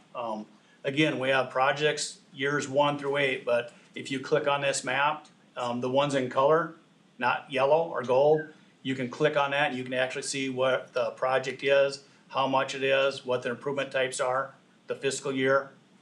And it'll also note if the construction year, if it's different than the fiscal year. You can also just click on the ones that are gold, those are the ones on the developmental stuff. It'll say there's a project there, but it won't say what it is. Again, we're in the planning stages trying to determine exactly what all is gonna be on that step. And then, of course, you have the report that if you wanna search by county, you can do that as well. So that takes us all the way through the step. Again, gathering data, analyzing it, making projects, prioritizing them, going through the programming meeting and get approval. Again, for the 2027, 2030 step is what's upcoming. And then there's one other step. It's STIP revisions. So I just wanted to show this to you. So again, when I'm up here presenting for STIP revision, there's one, I guess there's one item that you consider for during the commission meeting to say whether we add or delete a project from the 4-year step. The other items, as you can see down there, informational. The ones on the bottom on the 4, those are the ones that I approve. The 3 there by the division directors, change of fiscal year, eliminating all federal funds, significant cost increase. Those I recommend and then get approval from the division directors and secretary. So again, those below informational revisions, those are for information. The other one up above, whether we add or delete a project from the 4-year step, that's where I come here and ask for consideration of those. Yes? What is the informational revision, eliminates federal funding? What is? We might have some projects that we're using 80% federal, 20% state, we elect to go 100% state funded. For some reason, maybe sometimes when it's 100% state funded, we can streamline the process, get the work done a little bit quicker. There's not a lot of them. On occasion, we have 100% state funding where we might convert to federal funds too, and that would be down, that'd be one that I'd approve, where it says changes in federal, state, local funding. We also, just need to point out that there's a couple of the revisions that we send over to Federal Highway for approval. Most of these are informational, but, they do want to review and approve the projects that we add or delete from the STIP, and the one with the large cost increase, greater than 20% and greater than $6 million. So we go through that process. Chairman, just follow up on Commissioner Valerie's question on the miscellaneous category. As Mark mentioned, a lot of it is smaller type stuff. So example, the on-the-job training program required through Federal Highway Administration, $200,000. The bigger ones that you see in there are grants that don't fit anywhere else. An example of that is we received a grant for rail crossing hazard elimination at exit 46 on I-90. For those of you folks up familiar with the Piedmont area, right now that crossing's at grade, so we got a grant to take it so that there's a grade separated crossing there, so that terrain and issues will help with that. Also, if you folks provide a SIB loan to somebody like Lemon, so Lemon's in that category as well. It's just kind of that. It doesn't fit with major arterials, not the state highway system, it's not locally funded, so it's kind of a catch-all for those loan type deals and grants that we may not have in a category. Cool.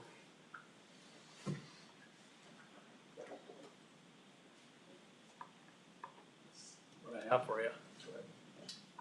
From the cost standpoint, or engineers' estimates on the final year or the close-up year of the STIP, comparing to the engineer's estimate that we put out, that we end up bidding on like today, what's our history there of how close have we been on the previous October, through October against the bids that we put out that year? Do we track that at all? We do track, when we do STIP revisions, if it's cost related or change of scope. I can't tell the exact numbers. There's a lot of projects that you don't see that, so again, we're comparing the engineer's estimate with the STIP estimate, and you've seen that the bids have been low. Over the past, since maybe August, we have seen, a lot of the engineer's estimates lower than the STIP estimates. But, the engineer's estimate, our engineer's estimates are lower than the STIP's. That's what has happened over the past about 8 months. Okay. I think you might see more STIP revisions for cost, maybe around this time frame versus in the summer or fall. Again, we're updating cost estimates in the spring. So if we're letting projects early fall, those estimates are only a few months old. But now that you go to like now time frame, they're about a year old. So again, it depends on market prices. Have they gone down? Have they gone up? So generally, you're gonna probably see more informational cost revisions this time of the year versus in the fall. And I assume this is also a great tool that the contractors use for finding out what's in their wheelhouse and general project size and scope of, so they're looking down the road a year or 2 years on project management for them. Is that, or do they look at different elements utilizing the STIP besides our? I'm not sure if I understand yet. Well, if I could maybe jump onto this question. So what you see in the STIP is all of our costs. It's not just construction costs. So just to clarify, it's just not construction costs. And two, they definitely look at our STIP to see what work is coming down in the next few years, not only for manpower, but equipment and everything else. And Mike and Craig have just had conversations with AGC here in the past month or two. That's a big part of that is what are you guys planning on doing, especially looking at the quantities, whether it's concrete or asphalt or grading or whatever else. And so we have that dialogue with them on a regular basis. But they're definitely keyed into the STIP and what we're gonna have here in the next 4 or 5 years. In fact, they go to Washington DC, and it's scheduled now in May, and meet with our congressional folks and talk about, you know, the next surface transportation bill and how that might affect them. And again, they're critical in us getting our work done and ensuring that our system is continuing to be upgraded. So, Mr. Jensen, to your question on that, I think calendar year 25 would close within approximately 7% of the planning estimates, for engineer's estimate. As Secretary Jones mentioned, that includes the right-of-way, all the design and components on that as well. And off recollection, I'd say we've been within 5 to 10%, usually 5% year, but that was calendar year 25, about 7%. Okay. Anybody else? Go ahead, Mr. Allen. The STIP meetings that we used to have in different communities, are we getting pretty good virtual participation? I mean, is everybody aware that it's virtual? Because sometimes we'll, oh, I never heard about this, I didn't know this was coming about. One meeting, whatever, how is that working? I think fine, so, we have the information on our website. We also put advertisement on Facebook, Twitter, those types of platforms. It's in the public, or it's in the papers. That, yeah, so we do a fair amount of advertising for it. I don't know if I've heard, like, the comment about, I didn't know it was happening. I think it's just kind of just based on interest. Again, the ones that, it just varies, I guess. So if I could maybe add, so we've actually upped our advertising from when we used to do them in person. I think what you're seeing relative to those online ones is it's now available for people to physically view at their best time, as opposed to it's a set time and if you don't make it, you don't make it type of thing. Whereas now it's recorded, we have it out there, and they're able to listen to it and look at it anytime that they want. And that we don't know exact numbers as far as who physically is going online. I mean, we have a good idea, but it's, I think, Mark, you stated in your presentation, the numbers have gone up over the years. And you brought it up, Joel, if they can't attend the webinars, the virtual meeting is recorded, yeah. And the presentation that the region engineers give, kind of highlighting their projects, those are recorded and they're out there in the virtual room. So. Just go ahead. One follow-up too then. So when we looked at, just pick bid number 1 today, which was the Beetle Spink, location, cold milling asphalt, was that a line item in the STIP at one time? That project with PCN project number would have been in the STIP. Yeah. That STIP estimate would include, again, the construction costs, what the preliminary engineering, construction engineering, if there's right of way and utilities. So again, that STIP estimate includes all those items. And then when we compare the engineer's estimate to the STIP, we actually add what we estimated for PE right of ways and that. So we're comparing apples to apples. Okay, thank you. Anyone else? Okay, thank you, Mark.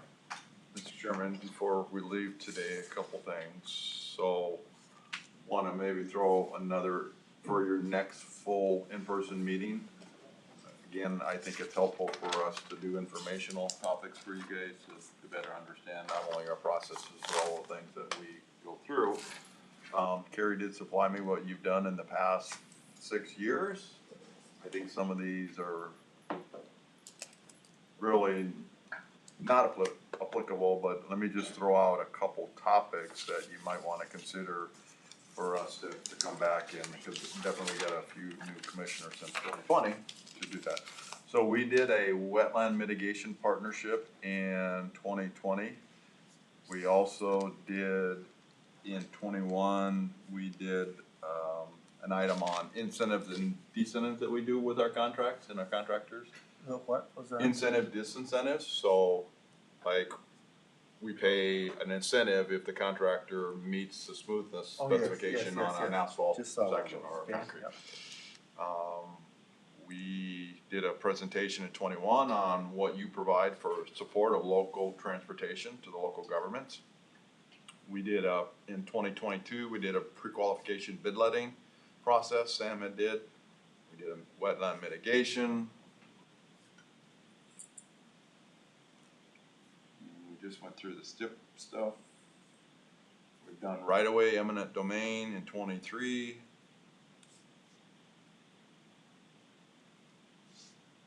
And we did a bid letting process in 23, and then in 24, we did our DBE program, which is now changing from what was back in 24. And then last year, What is that one, Joe? disadvantaged business enterprises, so we're required by the federal highway, if we're using those federal funds, that we have a program that is established for those. This current administration had modified that and took out a number of aspects that were in the old law or rules, and now we're changing our program. I would ask us to wait on that maybe a month or two as we're continuing to finalize. The federal government actually hasn't came out with the final rules, but we're anticipating what those final rules are to get the program up. So those are just suggested topics that you might wanna consider, or if there's something else that you guys have in mind that you'd like to have more information on or discussion, definitely would entertain that. So I'll leave that with you. Any thoughts on that?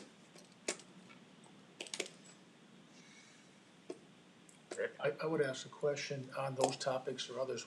What has changed in the last 5, 10 years? What are things where our process has really had to change or adapt to that, would have affected how we've done things differently in the last 5 years, I'll say? And I'll maybe look to Mr. Beam, whether it's the bid letting or pre-qualification or our local support or the ID clauses that we have. I don't have those details.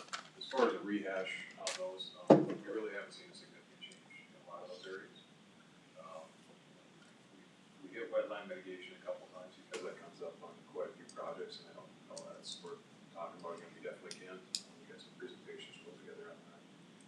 So I don't know, I've seen a huge shift in a lot of those business practices. Maybe it's something the commission has questions on. I know there's always a good question for John, and he likes to have a little fun with those too, but right away has been one of those things, but he's gone in April, so. Hang on, I got an answer there. Cause I'm still kind of the new guy here. I would prefer something about the contract incentives, disincentives, cause it's been 4 years since you've done that. I don't know if that's changed much. If it hasn't changed, then don't worry about it, but Well, Commissioner Frick and I were not when you guys did that one either, so I think that would hit the three of us for sure. oh, If there's good, Another one. yes, okay. Well, again, for it. we can do these throughout the year, so it's just that you guys Yeah. prioritize which one you wanna see first. Another one is, I got the book when I joined the DOT, but I don't know that, and I read it and tried to interpret it in terms of the role scope and what's in scope and what's out of scope for the commission. That's a great topic, roles and responsibilities for you and what you have authority over Yeah. and what, It's a good versus idea. what the department has. Yep. Carla can help us with that one. Yeah, that'd be good. As we've been, I think we're in year 13 or 14 now with it's called the Penn Excellent Network, which in essence is looking at the Baldridge framework and how we as an organization, and there's 6 different criteria that have been scored on. One of those is governance and how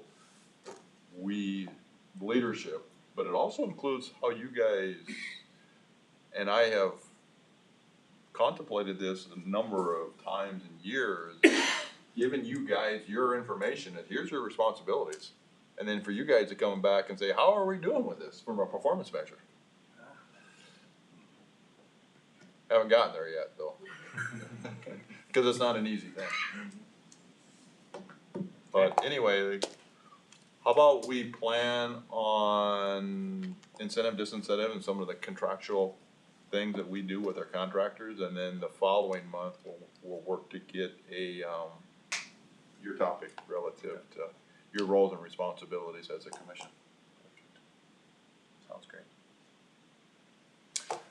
Mr. Chairman, I would like to ask for a motion to enter into executive session pursuant to SDCL 1-25-2 subsection 3 for the purpose of consulting with legal counsel about pending or proposed litigation or contractual matters.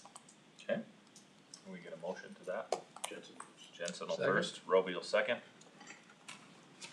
So we need to call the roll. Would you please call the roll, Carrie? Jensen? Aye. Nelson? Aye. Roby? Aye. Rosenboom?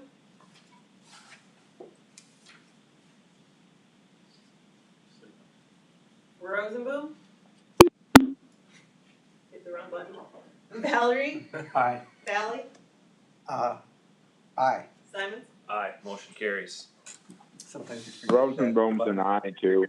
Beautiful, thank you. Commissioner Rosenboom, I'll call you, Okay. Cell phone? cell phone, and we'll go to the little room. You want the number? I gave it to him out of, from what I have. Okay, thanks. So it doesn't have to be on the agenda. For those listening online, I am gonna put the phones on mute so that you won't hear what's happening in the room, and I'll open them back up when the commission comes back.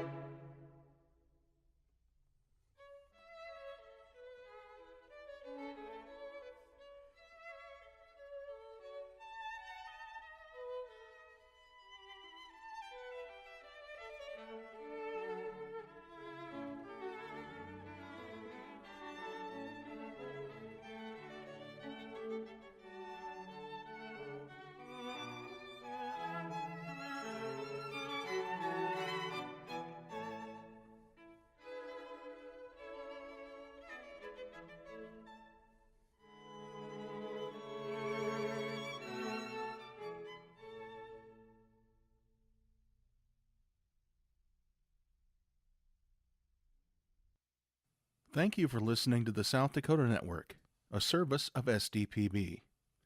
Links to live events and their archives are available at sd.net.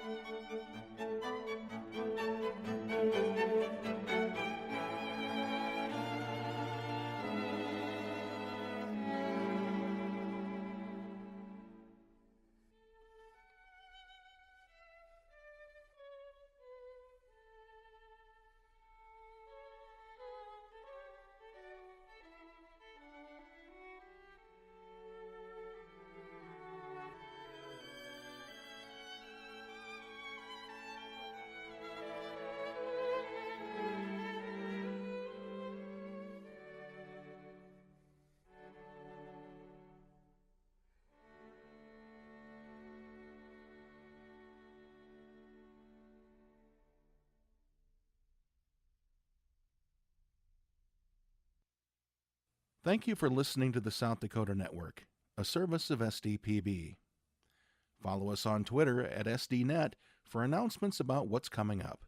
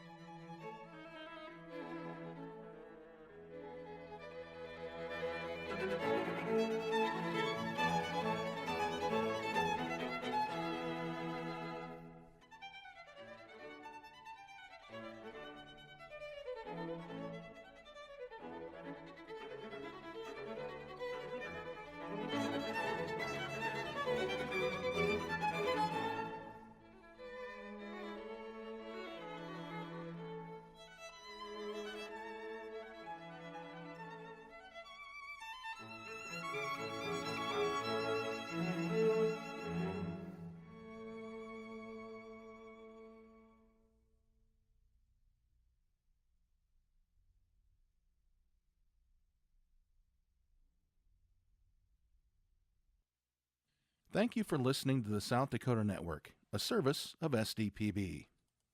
Download the SDNet app to your mobile device and listen wherever you are.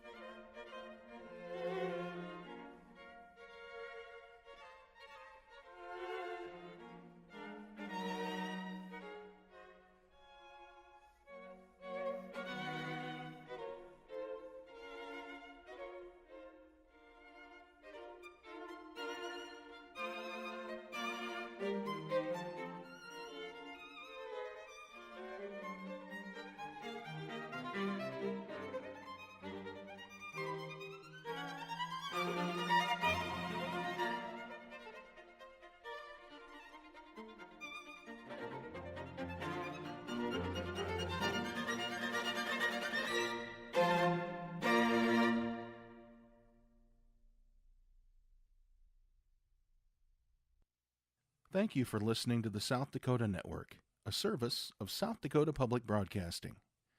Links to live events and their archives are available at sd.net.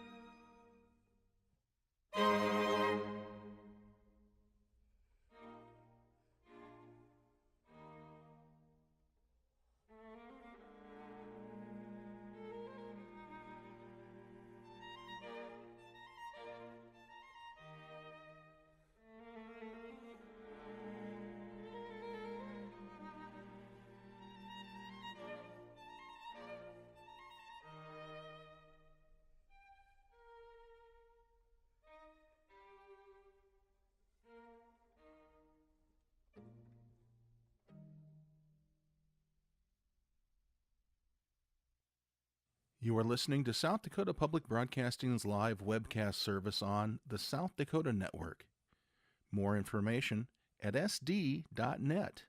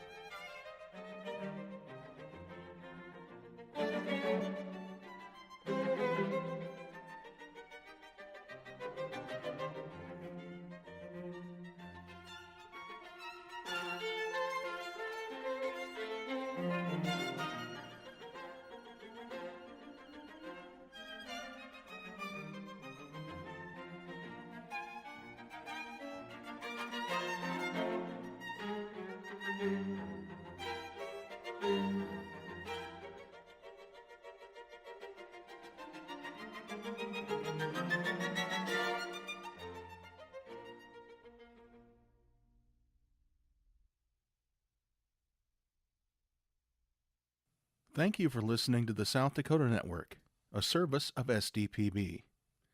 Links to live events and their archives are available at sd.net.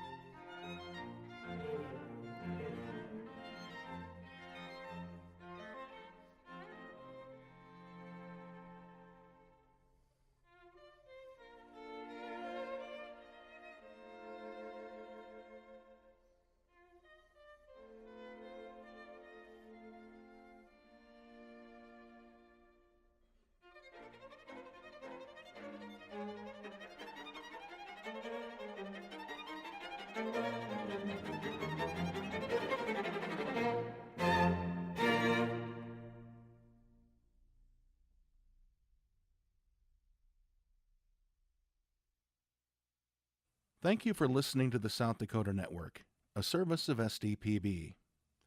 Follow us on Twitter at SDNet for announcements about what's coming up.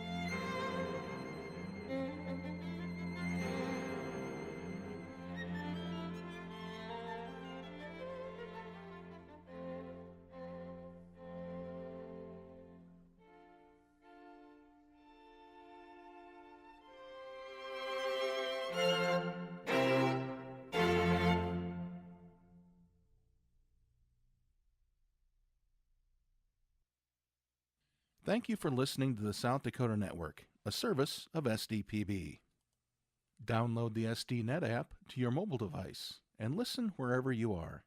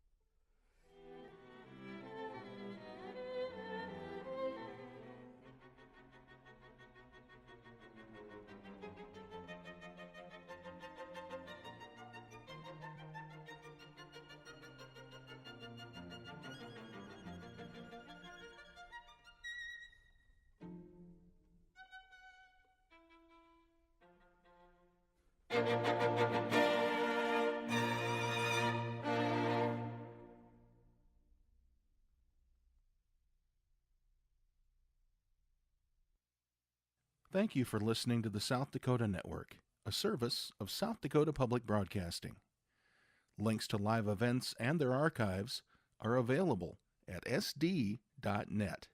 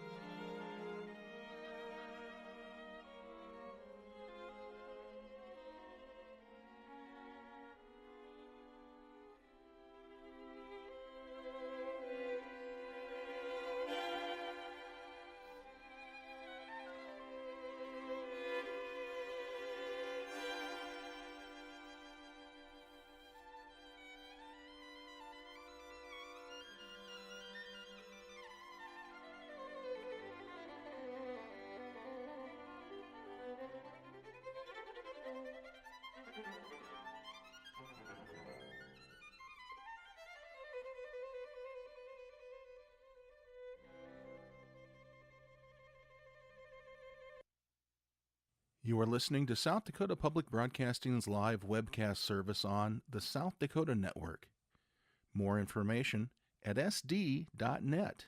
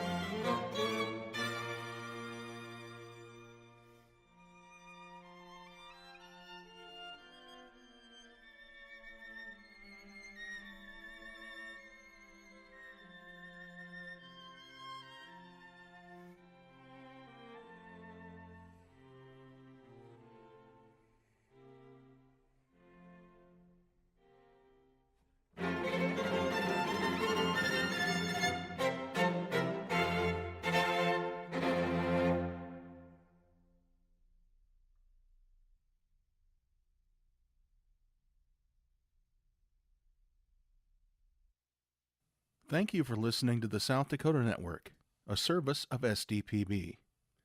Links to live events and their archives are available at sd.net.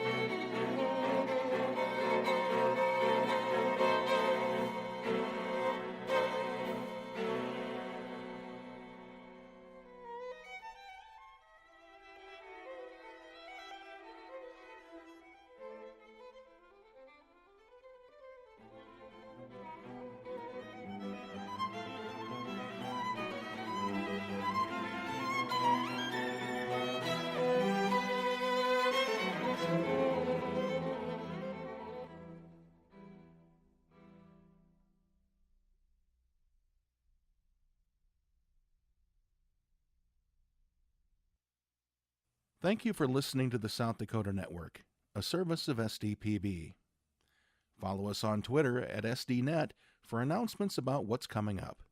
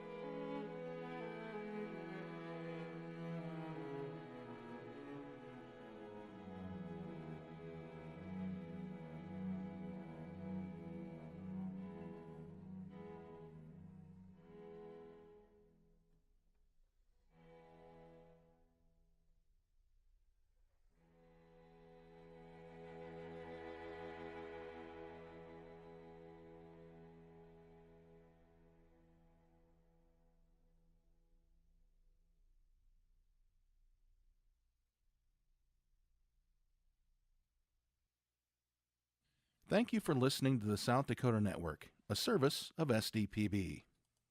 Download the SDNet app to your mobile device and listen wherever you are.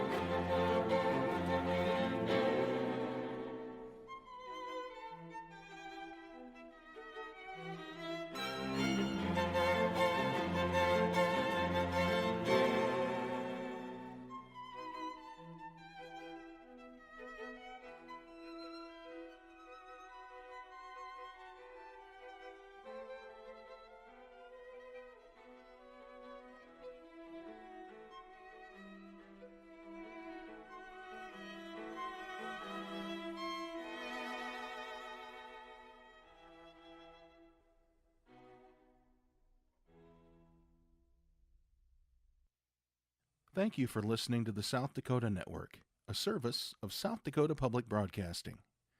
Links to live events and their archives are available at sd.net.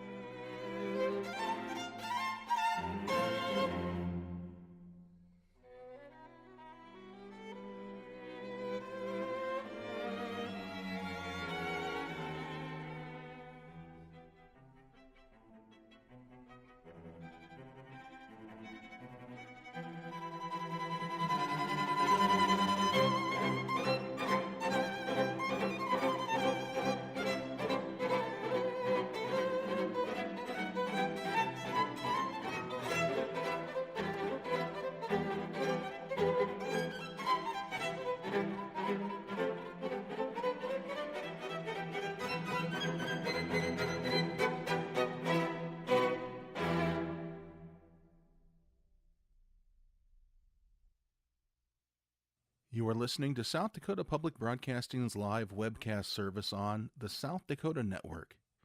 More information at sd.net.